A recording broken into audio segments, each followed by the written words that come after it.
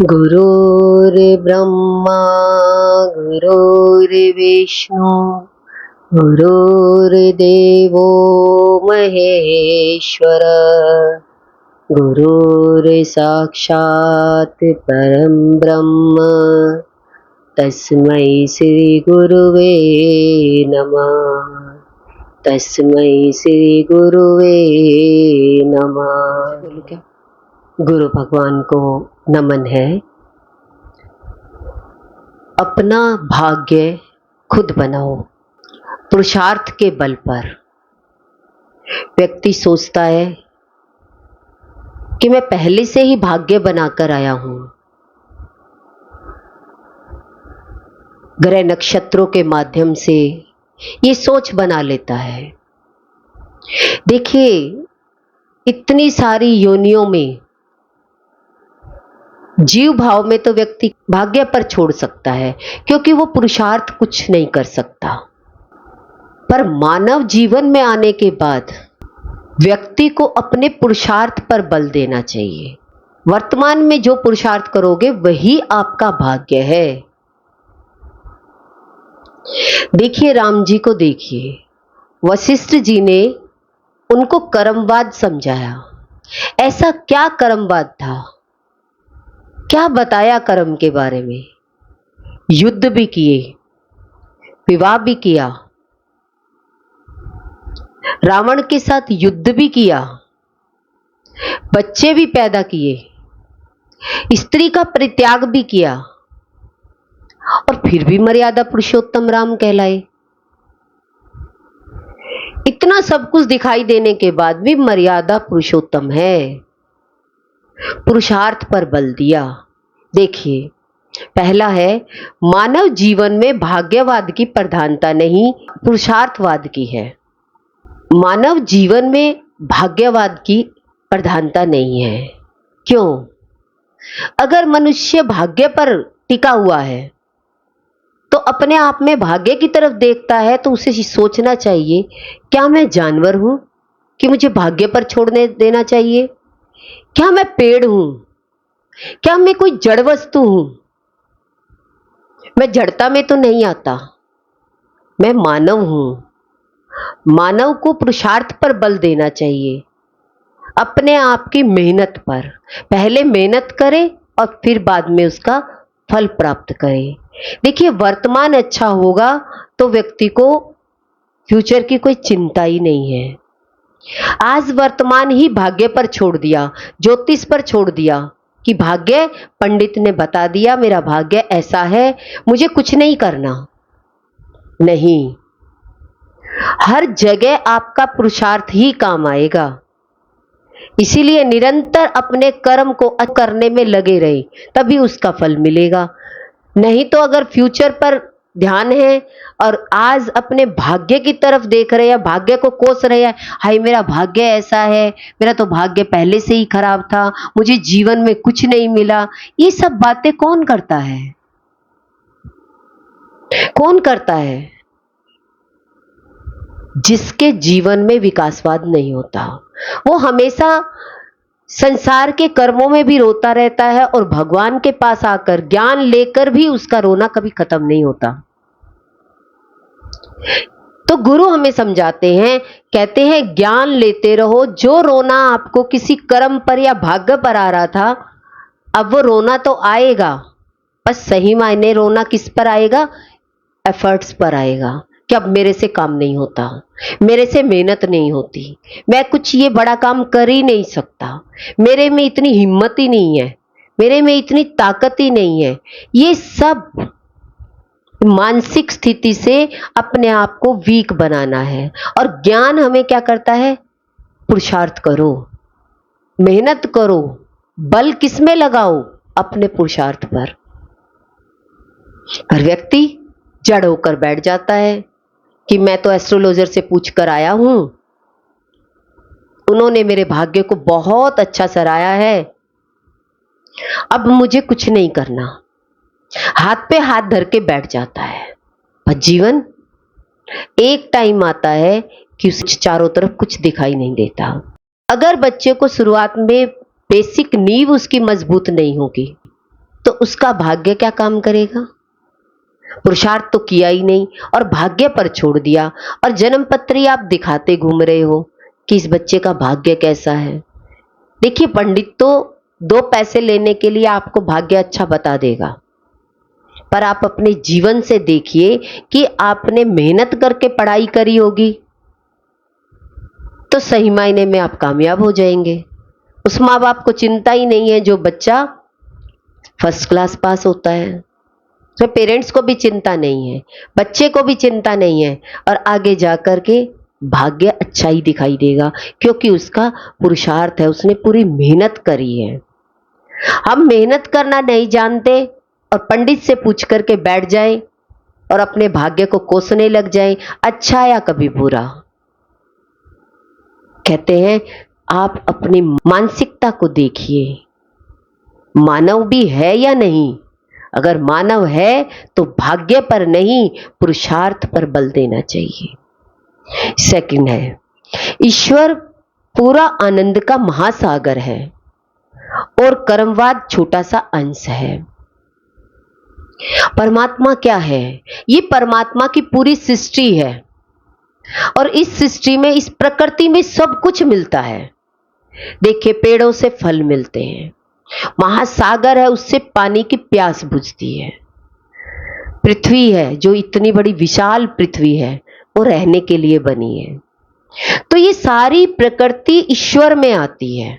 किसमें आती है? इस महासागर में आती है।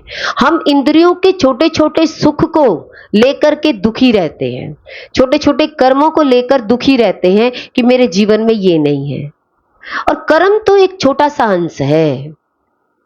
भगवान की इस प्रकृति के आगे, आनंद के आगे ये कर्म तो बहुत छोटा है। और जिसमें ये प्रकृति परमात्मा में समाई हुई है, तो इन इंद्रियों से जो हम काम कर रहे हैं उनका छोटे से भाग को लेकर के हम इतना परेशान रहते हैं कि हमने इतना कर्म किया, इसका फल नहीं मिला। इससे समझ में आता है कि ये सारी प्रकृति जब महासागर से ही मिली हुई है, उस परमात्मा से मिली हुई है, तो हम छोटे छोटे कर्मों को देख करके दुखी सुखी क्यों हो? हम छोटे से कर्म पर तो इतना विश्वास कर लेते हैं, और इतना बड़ा परमात्मा तुम्हारी श्वास को चला रहा है, तुम्हारे से सारे कर्म करवा रहा है। कर्म के फल की इच्छा तो हम रख रहे हैं, ये नहीं ध्यान रख रहे कि कर्म कराने वाला परमात्मा है।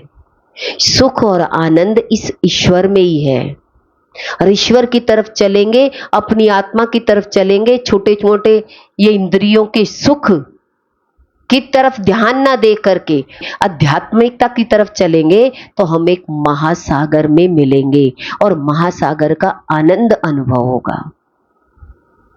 पर संसार में तो हमें छोटे छोटे कर्मों में ही फंसा दिया गया, तुम ये करोगे तो इसके बदले में ये मिलेगा। हम बस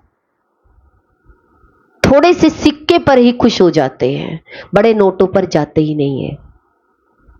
और बड़े से बड़ा क्या है? आध्यात्मिक मार्ग। जिस संसार के छोटे छोटे कामों में टुकड़ों पर पलते हैं और उस परमात्मा की तरफ चले, तो परमात्मा खुद के लिए तो देगा ही, और सबको खिलाने के लिए भी देगा। आपको 2 हाथ नहीं, 1000 हाथ देगा बांटने के लिए। तो बताया कि ईश्वर पूरा आनंद का महासागर है, कर्म तो एक छोटा सा अंश है। जिस घर में हम बैठ करके कहते हैं इस कर्म ने हमें सत्संग से रोक लिया, वो कर्म तो छोटा सा है, उसका तो पता नहीं फल मिले ना मिले।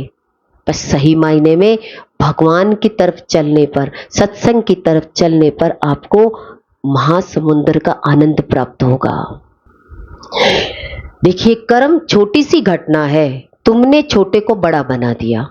किसको बना दिया? भगवान को छोटा कर दिया और कर्म को बड़ा बना दिया। बड़ा कहीं ढक गया। क्या हो गया? जब आपने छोटे को बड़ा बना दिया, घर में एक छोटे बच्चे को बड़ा बना दिया जाए तो उसके अंदर में बड़े की वैल्यू होगी। तो हमने उस परमात्मा बड़े को ढक दिया। किससे? छोटे कर्म से। हम छोटे कर्मों में इतने व्यस्त हो गए कि हमें भगवान के लिए समय ही नहीं है। तो बड़े में बड़ा कौन है चलाने वाला? जब आपके काम किसी भी कर्म से नहीं बनते हो, तब व्यक्ति लास्ट में कहता है अब भगवान को याद कर लो। जीवन से व्यक्ति जाने वाला हो जाए तो व्यक्ति कहेगा अब भगवान को याद कर लो। तो ये बात समझ में आती है कि जब हमने छोटे को बड़ा बना दिया और बड़े को ढक दिया तो फिर इसका रिजल्ट क्या होगा। देखिए जीवन में राम भी रो रहे थे, कैसे उनके भाग्य के पलड़े में भी कुछ दिखाई नहीं दे रहा था। देखा जाए तो एक संत से, संत के प्रसाद से मिले, संत का गिफ्ट था। तो ये चीज समझ में आती है कि राम जी का भाग्य तो इतना अच्छा था, दिखाई तो अच्छा ही दे रहा था। 3 माताएं थी, भाई थे, बड़ा सुखी परिवार था, पर ना तो भाग्य काम आया और ना ही कर्म। कर्म से भी देखिए सारी जगह कर्म अच्छा किया, फिर भी भगवान ने कहा इस कर्म और भाग्य से भी बड़ा वो परमात्मा है, वो ईश्वर है। इसका मतलब राम जी के जीवन में ऐसा हो सकता है, तो हमारे जीवन में हम भाग्य को कोसे या कर्म को कोसे। राम जी ने तो दोनों को नहीं कोसा, दोनों को सहज स्वीकार किया। ऐसे ही हमें उस परमात्मा के महासमुंदर में भाग्य और कर्म को ना देखते हुए अपने जीवन को सुख के आनंद में डुबो सकते हैं, भिगो सकते हैं। पर व्यक्ति भाग्य को ही कोसता रहता है, जीवन में महासमुंदर की तरफ नहीं जाता। एक बार ईश्वर की तरफ, सत्संग की तरफ चले जाए, महासमुंदर की तरफ चले जाए, फिर हम प्यासे नहीं रहेंगे कि कोई छोटे छोटे लोग हमें कोई सुख दे, हमारे हिसाब से बोले, कोई हमें खुश रखे या हमें कुछ दे। ये सारी इच्छाएं, ये छोटे छोटे कर्म इस महासागर में विलीन हो जाते हैं। देखिए पहले जब हम गुरु के पास आए तो हमारे पास संसार बहुत बड़ा था, पति कहना नहीं मान रहा, बच्चे कहना नहीं मान रहे, बहुत सारी छोटी छोटी हमारी बातें थी, सारी थी तो कर्म की ही ना, और हम अपने भाग्य को, अपनी किस्मत को खराब बता रहे थे। पर गुरु ने कहा सत्संग में लग जाओ, धीरे धीरे तुम्हें क्या लगेगा, सत्संग बड़ा लगेगा, संसार छोटा लगेगा। जो विचार हमें छोटी छोटी बातों पर, घर की घरेलू चर्चा पर दुखी करते थे, आज हवा हवाई हो जाते हैं। आज कुछ लगता ही नहीं है जीवन में कि कोई कर्म का कोई दुख भी है, क्योंकि कर्म की तरफ ही ध्यान नहीं है, क्योंकि हम इस भगवान के महासमुंदर से भीगे हुए हैं। फिर जीवन में उन फिर बादलों से क्या डरना, फिर बारिश की बूंद से क्या डरना। बादल बरस जाए, छोटे छोटे कर्मों का फल हमें ना मिले तो फिर हम उनसे क्या डरेंगे। जब इंसान महासमुंदर में ही बैठा है तो बादल के बरसने पर ना खुश होगा ना दुखी होगा। वो नहीं देखता बादलों को, वो छोटे छोटे कर्मों को घर में नहीं देखता। वो क्या कहता है, मुझे तो बड़े काम करने जाना है। एक संसारी व्यक्ति नौकरी पर जाता है और एक संत भगवान का नाम लेता है। बड़ी नौकरी तो भगवान की है। संसार में तो आप खुद नौकर बनोगे और भगवान में तो आप मालिक बनोगे। फर्क क्या है, दोनों में फर्क क्या है कि आप भगवान के, इधर आप भगवान के नौकर हैं, वहां नौकर के नौकर हैं, संसार के किसी व्यक्ति के नौकर हैं, किसी के हुक्म में काम करना पड़ेगा। और यहां भगवान का ही हुक्म चलता है। भगवान जैसा चाहते हैं हम वैसा बनने के लिए तैयार हैं। यहां ये सुख और आनंद का अनुभव है। कर्म और मन में कोई भेद नहीं है, दोनों अलग है। देखिए मन से जो काम करते हैं वही कर्म है, हम क्या कहते हैं, और कर्म से जो करते हैं वही मन बनता है। पर दोनों क्या हैं, एक दूसरे से भिन्न है। मन कह रहे हैं वही कर्म का क्लाउड है, जिस कर्म को कर रहे हैं वही मन का क्लाउड है। जब हम उस सागर के अनुभव में आ जाते हैं, देखिए उस परमात्मा के अनुभव में आ जाते हैं, तो कर्म का पूरा क्लाउड और मन की सारी अंतरंग दशाएं विलीन हो जाती हैं। देखा जाए जब हम भगवान के महासमुंदर में प्रवेश कर जाते हैं तो मन जब भगवान में लग जाता है तो हमें घर के छोटे मोटे कर्म दिखाई देते हैं? नहीं, हमें कर्म के कोई बादल दिखाई ही नहीं देते। अब वे बादल छट जाते हैं जैसे एक सूर्य। देखिए सूर्य आगे पड़ता है तो आपकी परछाई कहाँ जाती है? पीछे जाती है। और पीछे सूरज हो आपके तो परछाई आपकी कहाँ आएगी? आगे आएगी। और ऊपर सूर्य पड़ रहा हो तो आपकी परछाई कहाँ जाएगी? आपके अंदर जाएगी। तो ये बात समझ में आ रही है कि परमात्मा सेंटर में है। जब आप सेंटर में आ जाते हैं तो सारी परछाई आपके अंदर चली जाती है, आपका द्वैत का भाव दिखता ही नहीं है। जब आपकी आगे सूर्य था तो परछाई पीछे थी तो द्वैत था, पीछे था तो आगे आगे परछाई थी, बस सेंटर में आ गए तो आपकी परछाई एक हो गई। अब आपका कर्म अलग दिखाई नहीं देगा क्योंकि आप और आपकी परछाई एक ही है। तो आपको द्वैत दिखाई देगा? तो द्वैत कब दिखाई देता है? जब हमारा सूर्य, हमारा प्रकाश या आगे हो या पीछे हो। इसीलिए जब हम ईश्वर के मार्ग की तरफ चलते हैं, परमात्मा के मार्ग की तरफ चलते हैं, प्रकाश की तरफ चलते हैं तो परमात्मा तो सेंटर में है। इसीलिए कहा मन को सेंटर में रखो। कहने का मतलब क्या होगा? सेंटर कौन सा है आपका? सत्संग।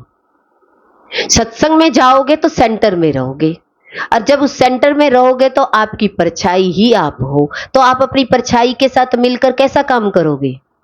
दो मिलकर एक काम करेंगे। और नहीं तो आपका मन कुछ और कहेगा, कर्म कुछ और कहेगा। अब मन कुछ और कहता है मुझे ये करना है, और शरीर से कर्म कुछ और करना चाहते हो, तो क्या हो गए? दोनों अलग अलग हो गए ना, एक तो नहीं हुए। इसका मतलब एक नहीं हुए तो आपकी परछाई और आप अलग अलग हैं। इसीलिए बताया कर्म और मन में भेद तो दिखाई नहीं देता, पर दोनों है अलग अलग।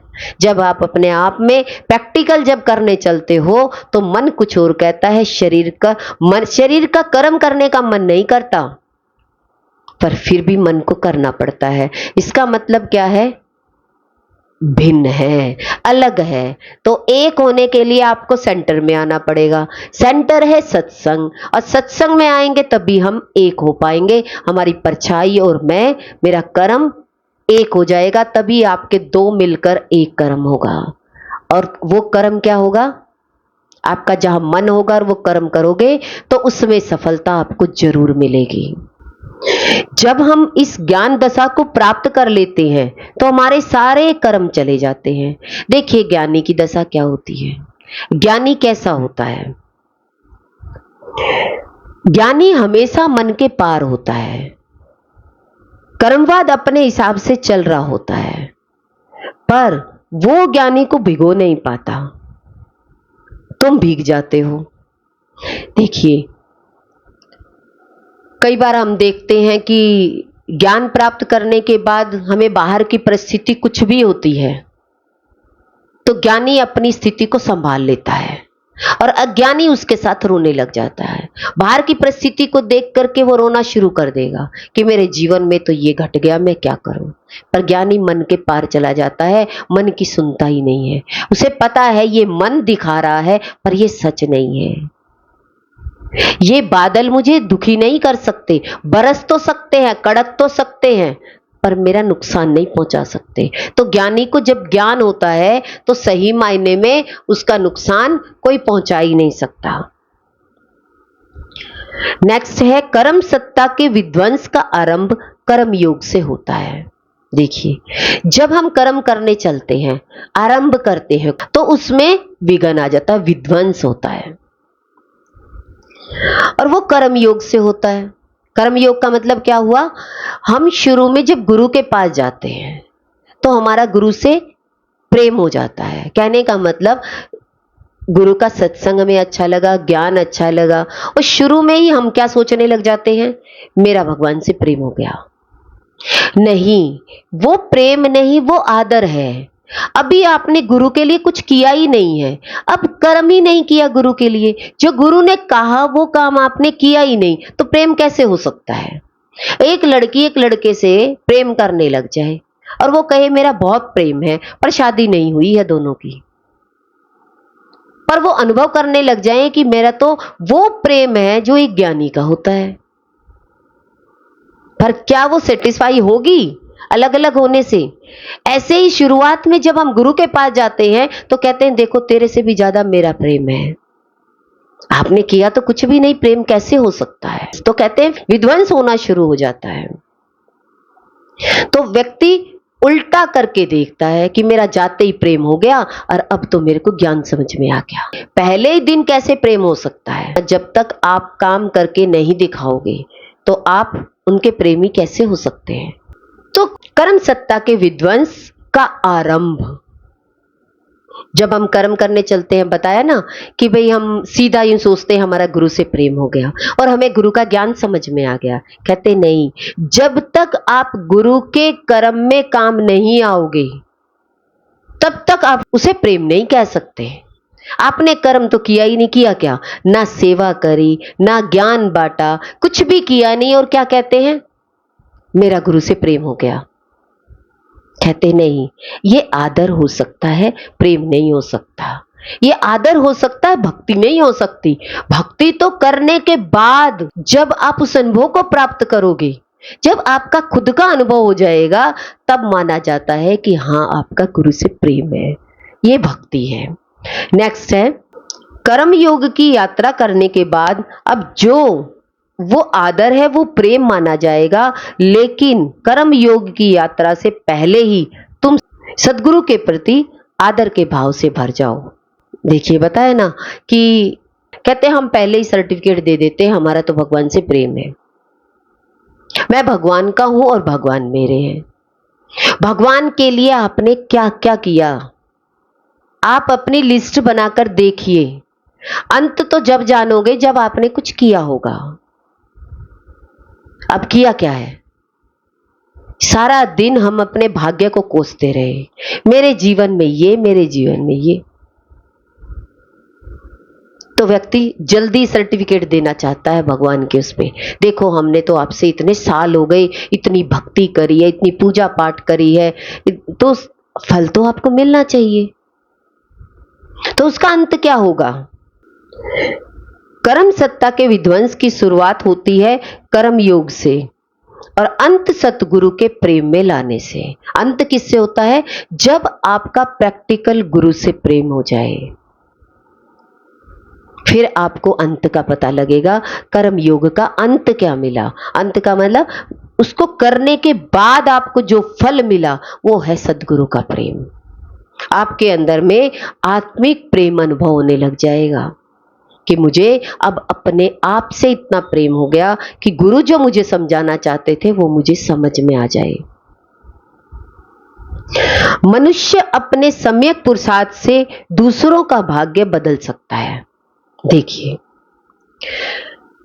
बहुत सारे संतों को देखा, महात्मा बुद्ध, मीराबाई, कबीरदास, रविदास, इनके सानिध्य में जो लोग आए उन्होंने सबका भाग्य बदल दिया। जब हम गुरु के पास गए तो भाग्य कैसे बदला? जब गुरु ने ज्ञान दिया, धीरे धीरे उनका ज्ञान हमारे अंतःकरण में उतरता चला गया, हमारा हृदय साफ होता चला गया, हमारी चित्त की शुद्धि होने लगी और वो ज्ञान हमारा अपना बन गया। जैसे एक बच्चा स्कूल में पढ़ने जाता है, कुछ नहीं आता, पर पढ़ते पढ़ते एक मास्टर बन जाता है, वही पढ़ाने लग जाता है। ऐसे ही जब हम संतों की नगरी में जाते हैं तो वो हमारे भाग्य को परिवर्तन कर देते हैं। उनके विचार, जो उनका सत्संग जब हमारे अंदर में जाता है तो वो रस देकर जाता है और धीरे धीरे हमारा भाग्य इतना बदल जाता है, जिस भाग्य को हम ज्यादा कोसते थे वही भाग्य परिवर्तन कर देते हैं। तो संतों से कितना भाग्य परिवर्तन होता है कि हमें कुछ करना ही नहीं पड़ता, बस सत्संग में आना है और सुनना है। और धीरे धीरे जब गुरु से प्रेम हो जाता है, ज्ञान से प्रेम हो जाता है, तो फिर वो ज्ञान बांटना शुरू कर देता है। आज हमने जो बच्चों को पढ़ाया, पढ़ने के बाद हम बच्चे से क्या सोच करते हैं, हमारा क्या विचार होता है? अब ये पढ़ा के आई, अब ये पैसा कमा के लेके आई। और जो बच्चा अच्छे से पढ़ करके कमा के लाता है तो माता पिता भी धन्य हो जाते हैं और बच्चा भी धन्य हो जाता है। तो संतों से हमारा भाग्य परिवर्तन होता है। नेक्स्ट है, पुरुषार्थ और भाग्य अलग अलग दिशा में है तो वर्तमान पुरुषार्थ ही जीतेगा। देखिए, व्यक्ति पुरुषार्थ और भाग्य पर जोर देता है, पर ये अलग अलग है। पुरुषार्थ अलग है और भाग्य अलग है। जिसने ये सिद्धांत समझ लिया, देखिए, गुरु जीवन में आते हैं तो वो हमें पुश करते हैं, धक्का मारते हैं। किसकी तरफ? पुरुषार्थ की तरफ। वो पुरुषार्थ कराते हैं और उस पुरुषार्थ में भी फल है। और एक कोई पंडित आपको कह दे कि ये कर लो, ऐसे छुमंतर छड़ी घुमा दो और आपका ये काम हो जाएगा, जादू की छड़ी। तो ये बात समझ में एक बार आ जाए कि पुरुषार्थ और भाग्य अलग अलग है, पर जीतेगा पुरुषार्थ ही। कौन जीतेगा? वर्तमान में पुरुषार्थी। इसीलिए हमें वर्तमान पर ज्यादा जोर देना चाहिए, जिससे कि हम अपना भाग्य खुद रच सकें। जो मनुष्य जीवन मिला है उसे संत होने तक के अनुभव तक लेकर जाओ, वहीं से परमात्मा होने की प्रक्रिया शुरू हो जाती है, वहीं से भगवान होने की प्रक्रिया शुरू हो जाती है। तो जोर किस पर देना है? आप मानव चोले में आए हो और महात्मा तक जाने की अपने अंदर में ताकत रखो। कितनी भी परिस्थितियां आ जाएं, उन परिस्थितियों पर पैर रखकर आगे बढ़ेंगे, पर सच को नहीं छोड़ेंगे। देखिए, सच को छोड़ने के लिए आपका शरीर की बीमारियां आएंगी, मानसिक बीमारियां आएंगी, आसपास के रिलेटिव से परिस्थितियां आ सकती हैं, बिजनेस से आ सकती है। ये मायावी शक्तियां चारों तरफ घूमती है सच के लिए। सच की तरफ जाओगे तो ये नेगेटिव शक्तियां चारों तरफ ओरा बना लेती हैं कि आप आगे ना बढ़ो। कभी मन गिरेगा, कभी तन गिरेगा, कभी धन की कमी आ जाएगी, पर महात्मा तक जाने के लिए ये हवा का झोंका है। एक सच की तरफ चलोगे तो ये शुद्ध हवा करके अशुद्ध हवा को बाहर निकाल देगी और हमें रास्ता दे देगी। पर हमारा निश्चय पक्का होना चाहिए कि हम अपना भाग्य बना करके रहेंगे। गुरु भगवान के अनंत अनंत शुक्राने हैं।